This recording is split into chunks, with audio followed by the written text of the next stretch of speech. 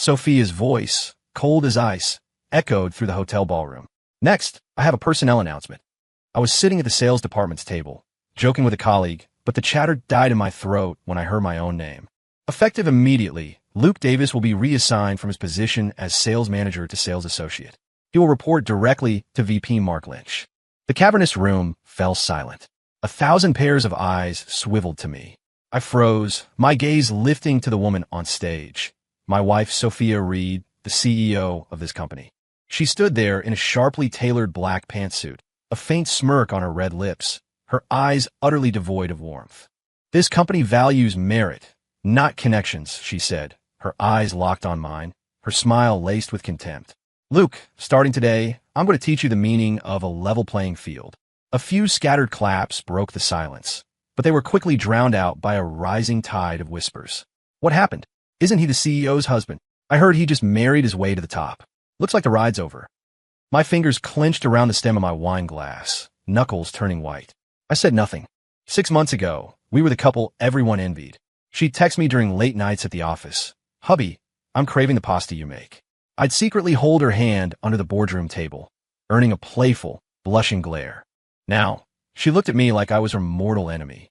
She hated me because of what happened, because of the one thing I could never, ever tell her. After the gala, I went straight to her office. The door was ajar, and I heard her on the phone. Yes, do exactly as I said. Make his life difficult. Her tone was glacial, a world away from the gentle voice I knew. I knocked. Come in. She looked up, and when she saw it was me, her expression hardened.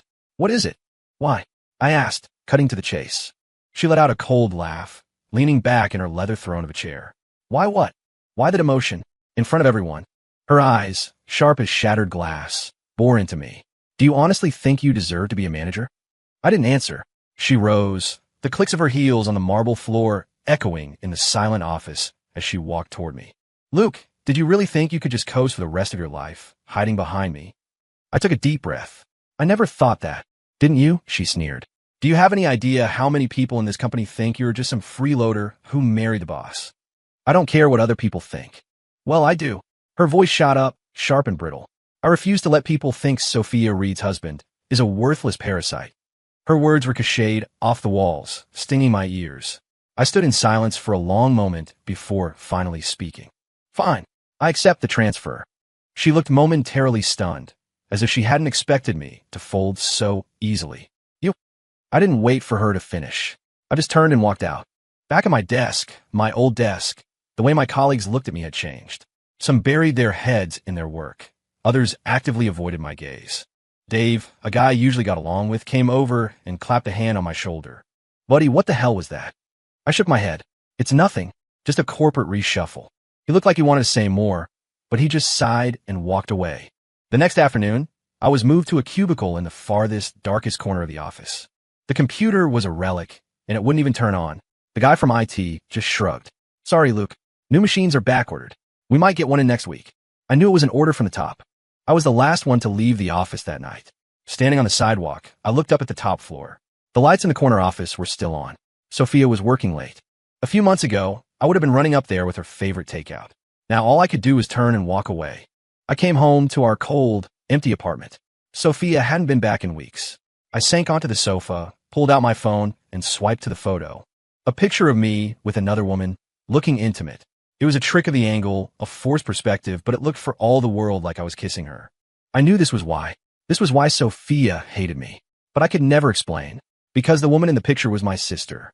My half-sister. The one sent away as a child. The one nobody knew existed. She has leukemia. She needs money for treatment. And I can't let Sophia find out, because that would unravel everything.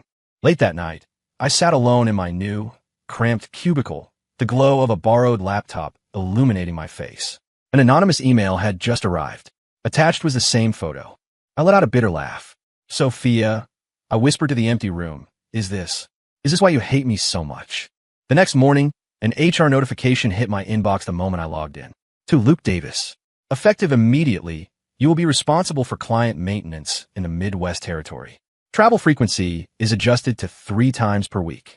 I stared at the screen, my fingers frozen over the keyboard. The Midwest was the company's graveyard.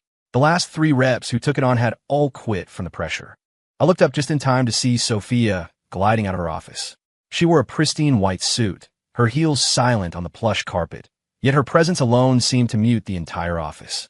Her gaze swept across the floor, paused on me for a fraction of a second, and then moved on as if I were a piece of furniture. I closed the email and headed for the break room. As I approached, I heard voices from inside. Did you hear? They're shipping Luke Davis off to the Midwest. Serves him right. You can't be a kept man and a cheat at the same time. Should keep it down. The conversation died the instant I pushed the door open. They scattered awkwardly without a word. I silently poured myself a coffee and left. That afternoon, I was on a train to Chicago. My first meeting was at 7 p.m. with a client. On the way, I got a text from Sophia. I want the sales data for the entire Midwest region for the first half of the year on my desk by Friday. I glanced at the date on my phone. It was Wednesday. That meant I had to hit 3 cities in 2 days and somehow compile 6 months of data. Okay, I texted back. She didn't reply. The client in Chicago was a man in his 50s named Henderson, a gruff construction magnate who had built his empire from scratch. Luke, your company's quote is way too high, he grumbled. Apex is coming in 10 points lower. I slid the prepared file across the table. Mr. Henderson, our material quality is a grade above theirs. These are the lab reports. He glanced at the folder and tossed it aside. I don't care about paperwork. Can you do better on the price or not? The absolute best I can do is a 5-point reduction. That's our bottom line. He sneered. Then there's nothing to talk about. Show him out. I stood up. Mr. Henderson, we've been partners for years. I'm asking you to reconsider. He just waved his hand, and his assistant escorted me to the door. Outside the skyscraper, I checked the time. 10:30 p.m. I stood on the curb and lit a cigarette. My phone vibrated. A text from Sophia. Did the Henderson meeting fall through? I frowned. How could she know already? Still in discussion, I replied. Her response was instant. Don't lie to me. Henderson just called me. I took a long drag from the cigarette and crushed it under my shoe. I'll figure something out. She didn't reply. I took the red eye back, arriving at the office early the next morning to grab some files. The atmosphere was tense. A few colleagues were huddled together, but they broke apart the second I walked in. I got to my cubicle and realized my laptop had been tampered with. All the files on my desktop were gone. Who touched my computer? I asked the empty air. No one answered. I looked at the intern in the next cubicle. She kept her head down and mumbled, Mr. Lynch was here this morning, Luke. I didn't say a word. I went straight to the IT department. The department head, an older guy named Frank, looked pained. Luke, I'd help if I could, but Mr. Lynch said your computer had a virus. He ordered us to wipe it and do a clean install. What about the data on my hard drive? It's gone, man. Nothing we can do. My fist clenched, then slowly relaxed. I get it. At lunch, I sat alone on the roof. My phone rang. It was the hospital. Mr. Davis, your sister's next chemotherapy payment is due. We need it by tomorrow at the latest. Okay, I'll transfer the money today. After hanging up, I checked my bank account balance. Since the demotion, my salary had been cut in half. Between that and Chloe's medical bills, my savings were almost gone. I opened my messages and hesitated for a long time before typing a text to Sophia. Can I get a 3-month payroll advance? It's an emergency. She didn't respond. At 3 p.m., I was suddenly summoned by accounting. The CFO pushed a form across his desk. Luke, Ms. Reed approved your advance, but you'll need to sign this agreement. I picked it up. It was a performance-based clawback agreement. Within 3 months, sales in the Midwest territory must increase by 30%. Failure to meet this target will result in the immediate repayment of double the advance salary. The CFO nodded grimly. Ms. Reed's terms. Sign it or forget the advance. I picked up the pen and signed my name. That evening, as I was packing up to leave, Sophia's assistant told me the SO wanted to see me. I pushed open the door to her office. She was reviewing a document and didn't look up. Sit. I sat in the chair opposite her desk. She closed the file and looked at me, her expression unreadable. Do you know why I made you sign that agreement? I do. Tell me. You want to force me to quit? A small, humorless smile touched her lips. You're not as dumb as you look. I met her gaze directly. I'm not quitting. She stood and walked around the desk, looking down at me. Luke, how long do you really think you can last? Long enough. Her eyes narrowed. Fine. We'll see about that. Outside the building, night had fallen. I stood on the sidewalk, pulled out my phone, and dialed a number I hadn't called in a long time. Hey, Chris, I need you to look into someone for me. Who? Mark Lynch. I want to know everything he's been up to for the last 6 months. I hung up and glanced back up at Sophia's office window. The light was still on. I knew this was only the beginning. It was 2 in the morning, and I was still sifting through client data. The glare of the laptop screen made my eyes burn. I rubbed my temples, about to shut it down, when a new email popped up. The sender was a random string of characters. The subject line read, "Nice work, Mr. Davis." I clicked it open. A photo filled the screen, me sitting in a coffee shop with a woman. She was leaning in close, her head almost on my shoulder. My hand was resting on the back of her chair, but from the angle the picture was taken, it looked like my arm was wrapped around her. The body of the email contained a single sentence. "Does Ms. Ree know about this?" I stared at the image, a sharp pain pulsing in my temples. The woman was my sister, Chloe. I had taken her out last week after a chemo session, but the photo had been deliberately cropped to capture the most misleading angle possible. The next morning, I was summoned to the CEO's office the moment I walked in. I pushed open the door to find Sophia standing with her back to me, staring out the floor-to-ceiling window. "Close the door." Her voice was flat. I shut it behind me and waited. She turned, an iPad in her hand. She tossed it onto the conference table. It skidded to a stop in front of me. "Explain." The screen displayed last night's photo. My throat felt tight. "It's not what you think." "Then what is it?" She walked toward me, her heels sinking into the thick carpet. "Who is she?" "A friend. A friend." She let out a sharp, incredulous laugh and picked up the iPad, zooming in on the picture. "Since when do you have friends like this? You look pretty comfortable with her."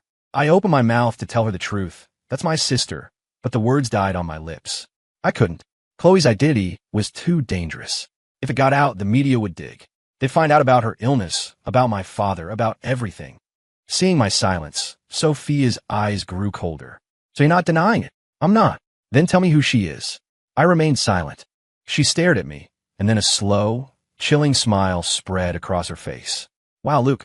Just wow." She picked up her desk phone and jabbed a speed dial button. "Mark, halt all projects in the Midwest. I want a full reassessment of all our partnerships in the region." She slammed the phone down and looked at me. "You can go now." When I got back to my desk, my computer was locked again. The IT guy said, "Orders from Mr. Lynch. All computers in the sales department are being encrypted for security." I glanced around. Everyone else's was working just fine. At noon, Dave pulled me into the stairwell. "Man, what did you do to piss off the boss this time?" "It's nothing. Don't give me that. Lynch just announced in the morning meeting that he's taking over all of your accounts." My hands balled into fists. "When did this happen?" "Right after you went into her office." That afternoon, while I was preparing the handover files, my phone rang. It was Chloe's doctor. "Mr. Davis, your sister's test results are back. She needs surgery as soon as possible." "When?" "Next week would be ideal. The cost will be around $200,000. I closed my eyes. "Okay, I'll get the money." I hung up and checked my bank account. $3,000 left. That night, I met Chris for a drink. He was one of the few friends I had left. 200 grand? "Man, I'm tapped out right now," Chris said, scratching his head. "Why don't you?" asked Sophia. I shook my head. "Not an option." "What are you going to do? Sell a kidney?" I didn't answer, just took a long pull of my whiskey. Chris sighed. "Look, I know a guy. A loan shark. The interest is brutal, but he can get you cash fast." I hesitated for a second. "Give me his number."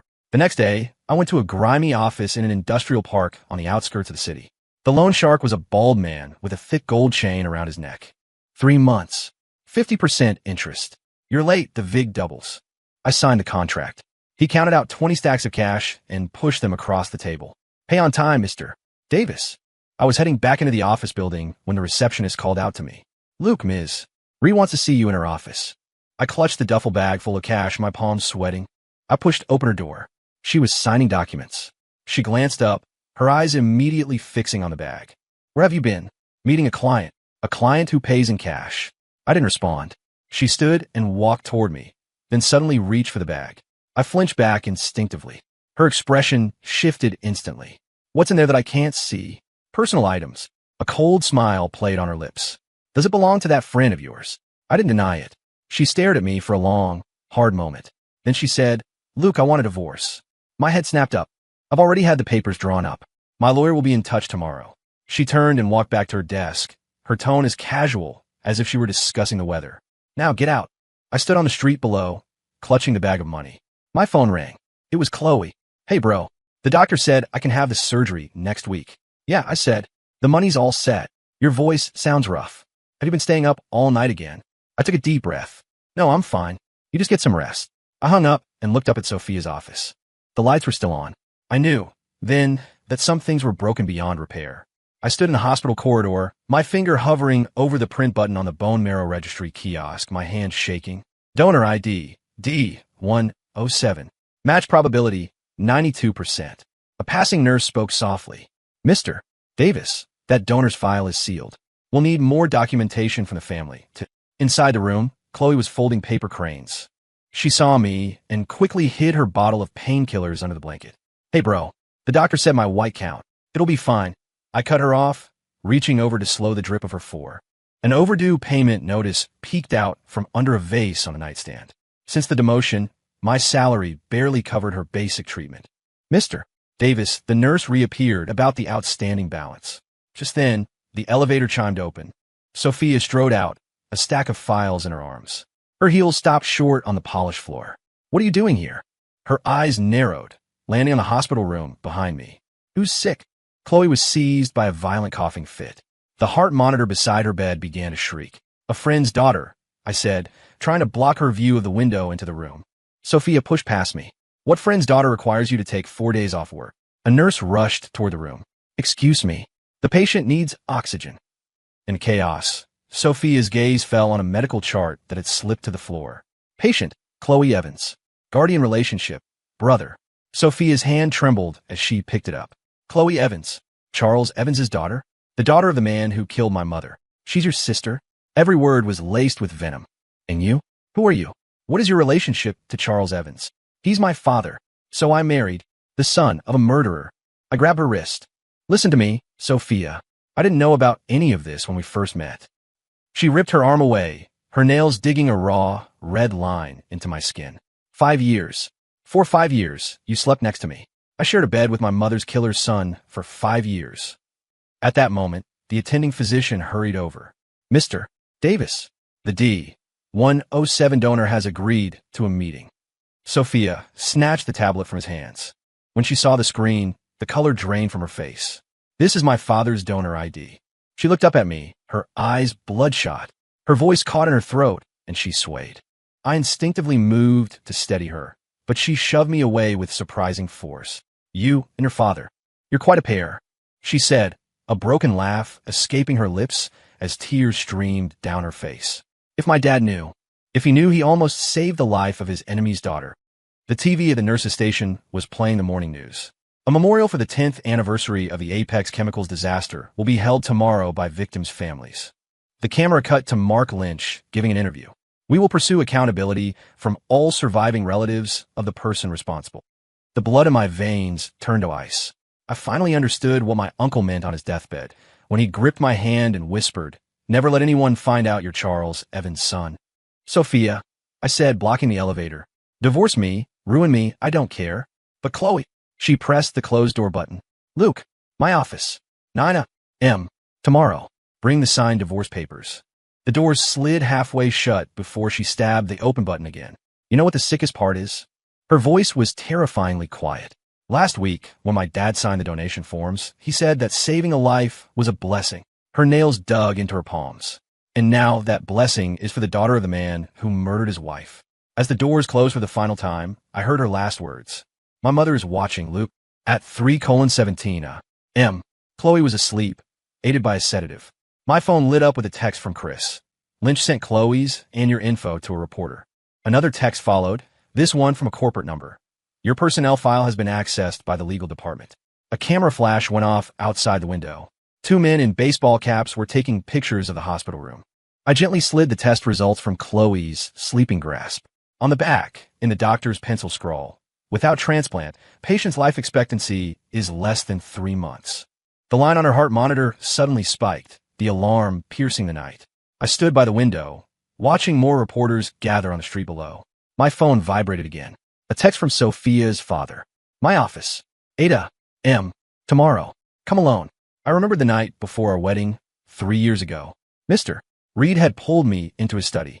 Luke, my daughter doesn't know about your family, and I won't be the one to tell her. But you remember this. If that secret ever hurts her, I will make you pay. That day had come. I spent the entire night on the hospital roof, sitting on the edge. A call from Chris jolted me. Luke, we've got a problem. Lynch gave all your and Chloe's info to the victim support group. They're mobilizing. How many? I asked, my grip tightening on the phone. At least 30. The guy leading them, Ken Thompson, his brother died in the explosion. When I got back to the room, a nurse was changing Chloe's bag. Mr. Davis, the hospital director, needs to see you. In the director's office, 3 security guards stood by the door. Mr. Davis, given the current circumstances, the board strongly advises that you transfer your sister to another facility immediately. He slid an iPad toward me. The screen showed a trending topic on a local news site. Killer's children face justice from victims' families. The post included a photo of Chloe in her hospital bed and a picture of me. The comment section was a firestorm. We have credible information about a protest scheduled for tomorrow, for the safety of our other patients. When I returned, Chloe was awake. Bro, did I cause trouble for you? I tucked her blanket in. Don't be silly. We're just moving you to a nicer hospital tomorrow. My phone vibrated. An email from Sophia. The subject was divorce agreement. The body of the email simply said, signed before 9 M. Hospital entrance, 7:00 M. I'd barely reached the lobby when I heard the chanting from outside. An eye for an eye.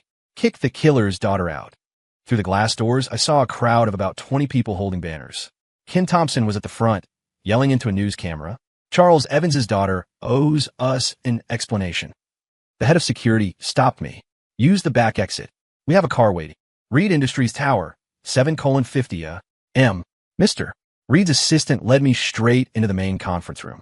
Sophia's father stood with his back to me, holding a file. Do you know what this is? He turned, tossing the file onto the long table. Chloe's bone marrow compatibility report. I stood my ground. Sit, he commanded. Let me tell you a story. 10 years ago, in that explosion, my wife didn't have to die, he began, his voice dangerously calm. She ran back into the fire to save 3 workers. One of them was Ken Thompson's brother. He opened the file. Inside was a faded photograph. This was the last picture ever taken of her alive. In it, Sophia's mother was helping a burned man away from the Apex Chemicals plant, black smoke billowing behind them.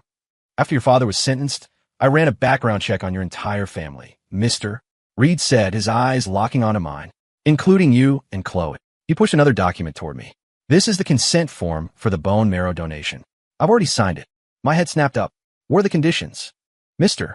Reed's gaze was like ice. First, you divorce Sophia and you leave New York City forever. Second, you'll go to the press and confess that you deceived my family. You will not mention that I knew who you were. And third, he paused.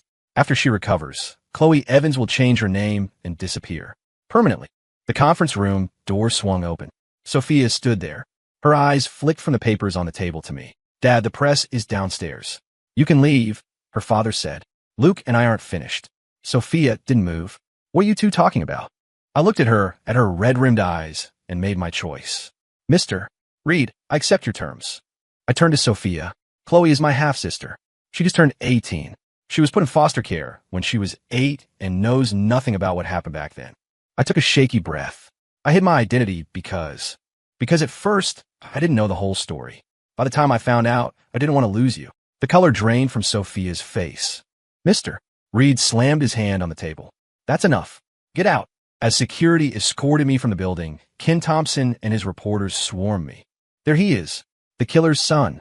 How dare you show your face? Flashbulbs blinded me. Someone threw a water bottle that glanced off my shoulder. Just then, my phone rang. The hospital's number. Mr. Davis, your sister's condition has suddenly worsened. She's coding. I shoved my way through the crowd and ran. When I got to the hospital, the light above the operating room was on. A nurse stopped me. You can't go in. The patient is having an acute rejection episode. They're trying to stabilize her. I slid down the wall, my legs giving out. My phone slipped from my pocket. The screen was still lit with the last text Sophia had sent me. Why did it have to be you? A few days later, the surgeon emerged from the glass doors, his scrubs damp with sweat. The transplant was a success. Now we just have to monitor for rejection. I leaned against the wall, my legs feeling weak. I pulled out my phone, my thumb hovering over the screen for a long time before I finally typed the words. Chloe's surgery was successful. Sorry I can't leave yet. I'll come back to sign the divorce papers once she's stable. I sent it to Sophia and shoved the phone in my pocket. In the CEO's office at Reed Industries Tower, Sophia stared at her phone, her thumb hovering over the reply button. Her assistant knocked timidly. Ms. Reed, Mr. Lynch is asking about the acquisition. Get out. After the door clicked shut, Sophia's thumb rested on the screen for another minute. Finally, she just deleted the half-typed message and tossed the phone into a drawer. It landed next to our wedding anniversary photo from last year. In it, I was sliding a ring onto her finger, and she was smiling so hard her eyes had crinkled into crescents. Her fingertips traced over my smiling face in the photo. She remembered my birthday last year, how I had secretly decorated the office rooftop with a canopy of fairy lights. She'd worked late, and when she pushed open the door, she found me standing under the manufactured stars, holding a cake from her favorite bakery. "Happy birthday, my queen," I had said, my smile so gentle. "Make a wish." She had wished we would be together forever. She remembered the time I had a fever last winter, but insisted on making her coffee before she left for work. She'd scolded me for being stubborn, and I just laughed. My queen can't function without her morning brew from me. The photo blurred. Sophia realized her own tears were dripping onto the glass frame. She hastily tried to wipe them away with her sleeve, but it only smeared them. In the back of another drawer was a small box filled with post-it notes I had left for her over the years. Every single one started with "to the best wife in the world" and ended with "your loyal servant, Luke." She had saved every one from the day we met until our last good day together. Suddenly, she grabbed a heavy file from her desk and hurled it against the wall. Papers exploded into the air. She sank to the floor and finally let out a choked sob. "Why? Why'd you have to lie to me?" she whispered, clutching at her chest where a hollow, physical ache resided. "I trusted you so much. I loved you so much." She remembered all the times she'd come home drunk from a work dinner to find me waiting up with a glass of water and some Advil. The time she had the flu and I stayed up all night, putting cool cloths on her forehead. The day I proposed, spelling out "marry me," in hundreds of roses in the plaza below our office. The memories were no longer comforting. They were daggers. The deeper the love, the more excruciating the pain. Shaking, Sophia picked up her phone. The camera roll was still full of us. A photo from last month showed her leaning against my shoulder, my arm around her waist, both of us beaming. "Luke," she whispered to the empty office. "Don't you know, I would have rather you lied to me forever." A tear fell onto the screen, perfectly obscuring my smile in the photo. Meanwhile, in the hospital room, I was counting the drips from the 4-bag. 1, 2. My phone vibrated. It was Chris. "Got all. Everything on Lynch. It's bad. Ready when you are." I texted back a simple "T checks," then looked up and caught my reflection in the dark window. Unshaven, eyes webbed with red veins. A nurse came in and handed me a lab report. "Mr. Davis, the doctor wanted me to remind you.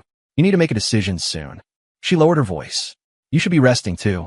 Your own test results." "I know." I cut her off. "Stage 4 lung cancer." The nurse froze. I offered a weak smile. "Don't tell my sister." I crumpled the report and stuffed it into my pocket.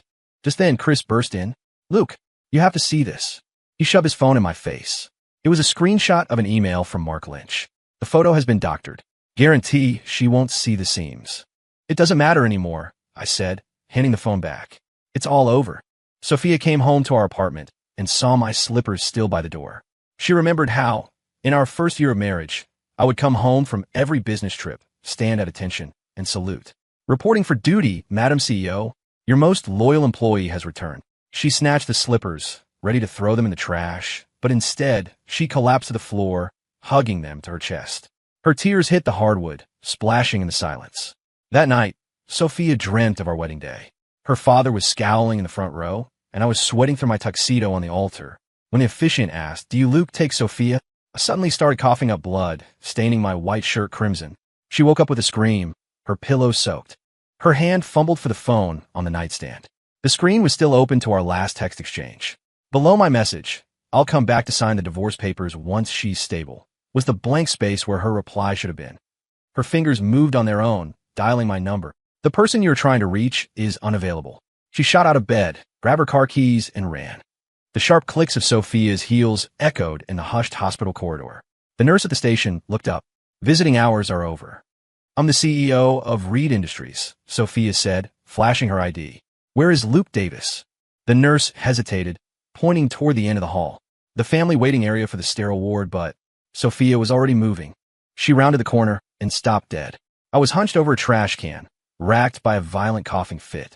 Dark red blood seeped through my fingers. The back of my white shirt was soaked with sweat, clinging to the sharp angles of my shoulder blades. "Luke!" My entire body went rigid. I scrambled to shove the bloody tissues into my pocket. "What are you?" Sophia crossed the distance between us in 3 strides and grabbed my wrist. A smear of my blood stained her palm. What is this? Just tired. Stress, I rasped. She stared at my pale lips, then reached out and pressed her hand to my forehead. The heat radiating from my skin made her pupils dilate. You're burning up and coughing up blood, and you call that stress? A nurse rushed over. Ma'am, Mr. Davis has been. Enough. I snapped, cutting her off. Sophia let go of me and marched toward the nurse's station. Tell me everything about his condition. Now. I'm fine. I lunged to stop her, but a wave of dizziness washed over me, and the world went black as I collapsed to my knees. In the doctor's office, Sophia's hand trembled, clutching the medical report. Stage 4 lung cancer? Since when? The doctor adjusted his glasses. He was diagnosed 3 months ago. Mr. Davis refused all treatment, stating he needed to cover his sister's surgical expenses first. 3 months? Sophia's voice rose, cracking. That's when he started taking all that time off. The coughing fits have become more frequent. The cancer has metastasized to. Sophia slammed the report down on the desk. Why wasn't his family notified? Mr. Davis listed his sister, Chloe, as his only emergency contact, the doctor said with a sigh. He told us. He had no other family. Sophia sagged against the wall. The report crumpled in her fist. They wheeled me out of the exam room with an for my arm. When I saw her, I instinctively tried to look away. Don't move, she commanded, her hand clamping down on the force stand. Her voice shook. How long were you going to hide? The nurse whispered. The patient needs absolute rest. I am his wife, Sophia bit out, each word sharp and clear. Legally. After the nurse left, she finally broke. Are you insane, Luke? Stage 4 cancer, and you kept it from me. I tried to sit up. It was just bad timing. Chloe was sick and what about you? She cried, grabbing my hand and pressing it to her own tear-streaked cheek. Look at yourself. Look at what you've become. Her tears felt like fire against my skin. Sophia suddenly remembered months ago when I used to complain about a dull ache in my back. She had been buried in quarterly reports and had brushed me off. Just go see a doctor, Luke. She realized now, with sickening certainty, it had been the cancer spreading to my bones. She remembered last week when she'd told me to get out of her office. I had bent down to pick up a drop file, and the movement was slow, pained like an old man's. I just smiled and said, Don't be angry, Ms. Reed. I'm going. The steady beep of the monitor filled the silence before she spoke again. Why didn't you tell me? I stared at the ceiling. And say what? That I was dying. You knew I would. You would what? I turned to look at her. Pity me? Chain yourself to a dying man out of obligation. Her nails dug into her palms. Luke, how can you say that? I sighed. The truth is, when Chloe got sick, all I wanted was to hide her from you. I didn't want you to find out I was Charles Evans' son, and... Stop it. She shot to her feet, the chair scraping loudly against the floor. Look, what do you take me for? What did our 5 years of marriage mean to you? I looked into her red, swollen eyes. They were the best 5 years of my life. Her phone rang, shattering the moment. Her father. She silenced the call, but it immediately rang again. Answer it, I said with a faint smile. Don't make your dad worry. She stepped into the hallway. What is it? She answered. Her father's voice came through the speaker, tinny and distant. Sophia, the board has called an emergency shareholders meeting. Dad, she screamed, her voice breaking. He's dying. Do you hear me? Luke has terminal cancer. The line went silent for a long time. Finally, her father's voice returned, heavy with resignation. I see. Sophia stayed by my side all day, wiping the sweat from my brow with a cool cloth. Her tears fell onto my face. Why wouldn't you get treatment? Chloe couldn't wait, I whispered, taking her hand. Besides, the success rate was less than 10%. She snatched her hand back. So you just chose to die? I chose to save the person who could be saved. Sophia pulled the divorce papers from her purse. I reached for them, but she ripped them in half right in front of me. You listen to me, Luke, she said, her voice raw but steady. You want a divorce? You get healthy, you stand up, and you sign a new set. You don't get to use dying as an escape. She threw the shredded paper into the trash. Otherwise, I will be your wife for the rest of my life. Just then, Chris rushed in, stopping short when he saw Sophia. Ms. Reed, do you have it? I asked him. He handed a thick envelope to Sophia. All the evidence against Lynch. Everything.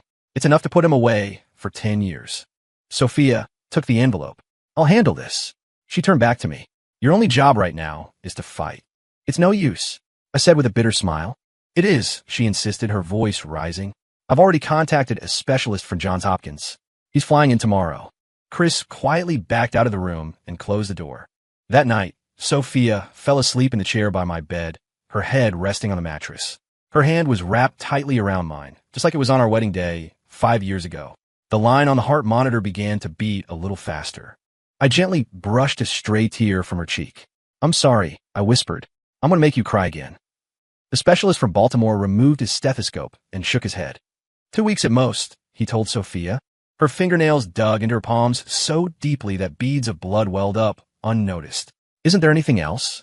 Any other option?" "We've exhausted every available treatment," the doctor said with a sigh. "The cancer is too aggressive." I managed a weak smile. "Thank you, doctor, for everything." I was cut off by another racking cough. Sophia immediately wrapped her arms around me, holding my head as flecks of blood spattered her white silk blouse. Chloe was wheeled in, a lapful of freshly folded paper cranes. Her eyes were red and puffy from crying. "Bro, I walked 3 steps on my own today." Her gaze fell on Sophia's tear-streaked face, and her own tears began to fall again. Sophia knelt by her wheelchair and took her hand. "Your brother wants to see the sunrise over the ocean. Will you come with us?" A private ambulance took us to a secluded beach in the Hamptons. Sophia had arranged for the entire stretch of coast to be cleared. Medics set up a portable hospital bed on the sand. I shook my head. "Let me sit in the wheelchair." The salt-laced wind felt warm on my face. I closed my eyes. "It's so peaceful." Sophia suddenly knelt before me, burying her face in my lap. Her shoulders shook violently, but she bit her lip to stifle the sobs. I started coughing up blood again, uncontrollably. Sophia stayed on her knees in the sand, uselessly dabbing at my lips with a handkerchief. "Just hold on a little longer," she pleaded through her tears. "The sun's almost up." I stared at the dark horizon where the sea met the sky. "I'm sorry," I whispered, my voice a faint rasp. My breathing grew shallow.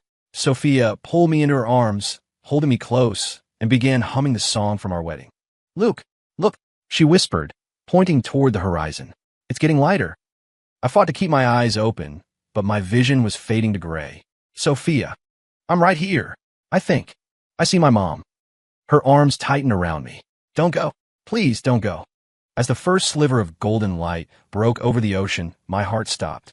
Sophia held on to me, refusing to let go, until the medics gently tried to pull her away. "Ms.